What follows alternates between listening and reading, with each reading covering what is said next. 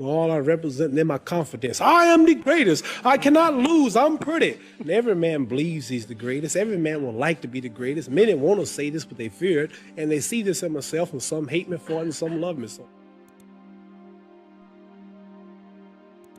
Do you have a bodyguard? No. You don't? I got one bodyguard. He has no eyes, though he sees. He has no ears, though he hears. He remembers everything with the aid of mind and memory. When he wishes to create a thing, he just orders it to be and it comes into existence. That's God. Oh, he's my bodyguard. He's your bodyguard. He's the supreme. What would you like people to think about you when you've gone? I'd like for them to say he took a few cups of love. He took 1 tablespoon of patience, 1 teaspoon of generosity, 1 pint of kindness. He took 1 quart of laughter, 1 pinch of concern, and then he mixed willingness with happiness. He added lots of faith, and he stirred it up well. Then he spread it over a span of a lifetime, and he served it to each and every deserving person he met.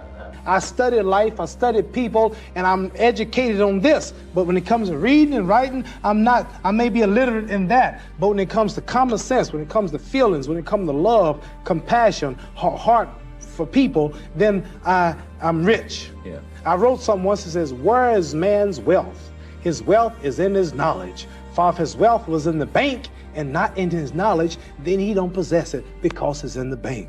You understand? My wealth is in my knowledge. I'm a spokesman for my people, and I want to represent my people, and I don't want to be a bad representative. I can't be blind because the blind lead the blind, they all fall in the ditch. No, I want to say something right here. This might make you all think. Life is not really long. Let's say the average person, 30 years old. If you're 30 years old, you are not but about 7 years old. How can I prove it? Add up all the 7, 8, 9 hours you slept for 30 years. Out of 30 years, out of all the nights, last night when you went to bed and woke up this morning, you don't remember a thing. You've been unconscious for about 8 years. If you're 30 years old, you slept about 8 years. Okay, how much traveling have you done in 30 years? From the television station to home, to another country, to another city, to school, to church. You've probably traveled 2 years of your life or spent just getting back and forth to where you're going. So there's 8 years of sleeping, 2 years of traveling, there's 30 years out of your life before you accomplish anything. How long do you sit in school? In America, we stay in school from the 1st grade to 12th grade. 6 hours a day for 12 years, break it down, you sat in a classroom for 3 years without leaving. Okay, 2 years of traveling, 8 years of sleeping, 3 years of school. How many movies have you went to? How many wrestling matches? How much entertainment? How many movie theaters, live plays, baseball games? Probably 2 years of entertainment. So by the time a man, you older people know him, bear witness what I'm saying, by the time you have children, by the time you have made a way for your children, by the time you've paid for your home, you're pushing 60 years old. So life is real short. See, Ali, that's the only thing about Ali. When you were watching Ali get beaten up as an old man, even if that was a young kid, he's not going to quit. You got to kill him. He won't quit.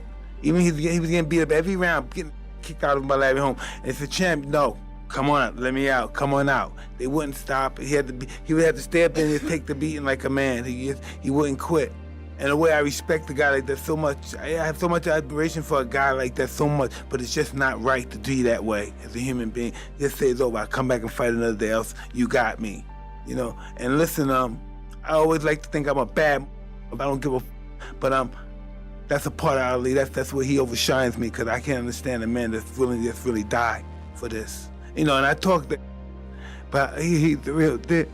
Why does it make you emotional? Is it talking about him or the relation to you? Me, Ali's a giant. There's no way other fighters can match him. He'll die for this shit. He'll die. I'm not gonna die for this. Everybody has a purpose in life. Everybody has a destiny. And the knowledge of that destiny enables one to fulfill it. See, so everything was put here for purpose. Ants, buzzards, trees, and it's the knowing of that purpose that enables every man to fulfill it. And And life begins when a person realizes his purpose in life. Very few people know how to go about finding what's the best purpose in their life that they should try to fulfill. And mine was just to be the world heavyweight champion. And then also not only being the champion, but keeping my dignity, my pride, and my manhood, not Uncle Tom, as they say, selling out my people just for the white man's dollar. So this is my purpose, to go down as the first one, just about to go all out and all the way, and being clean with the sport, and not representing nothing like tobacco and whiskey and various commercials, and stand with my people and representing everybody, and at the same time not disowning my own, marrying my own kind, and socializing with my own kind. But I belong to the world as far as being the champion, but I let it be known that I am black, and I will always be black and with black, even if I mean give up all the money and everything that I can be offered from boxing. My head got big, and I started thinking it was my training camp and my boxing ability that kept me where I was at, and God punished me, and he gave me a good whooping. He broke my jaw in the second fight, and he got me whooped and knocked down in the Frazier fight, and I realized I wasn't that great after all. So I had to get not only together physically, but spiritually. For this fight, I prayed every day for 5 days, 5 times a day for the past 4 months, and everything is perfect. And if Allah's with me, it ain't no way no man can win. No way. Because I'm representing God. I'm representing the freedom of black people in America. I want to be the one black man who stands up and look at white people and tell the truth, who don't sell them out, who don't Uncle Dom, who don't promote cigarettes, don't promote whiskey, take his fame to uplift his little brother in the ghetto. How do we treat each other? How do we help each other? So, I'm going to dedicate my life to using my name and popularity, helping charities, helping people, uniting people, bring people bumming each other because of religious beliefs. We need somebody in the world to help us make peace. So when I die, if there's a heaven, I want to see it. Because we live how long? 80 years? The odds are everybody in this room, some of you are going to be dead 20 years from now, some of you are going to be dead 50 years from now, some are going to be dead 30, and some are going to be dead 60, 70 years now. We all going to die soon. And if you live to be, say, 125 years old, which we don't do, right? Let's say we live to be 250, and you can have sex for 145 of those years. You're going to come to the end after that. So, we don't have but about 80 years on earth. This is a test to see where will we spend our life in heaven and hell. This is not the life now. Your real self is inside you. Your body gets old. Some of you go to look at the fridge, you don't have no teeth. Your hair is leaving you. Your bodies get tired. But your soul and your spirit never die. That's going to live forever. So your body is just housing your soul and spirit. So God is testing us on how we treat each other, how we live, to see where our real home be in heaven.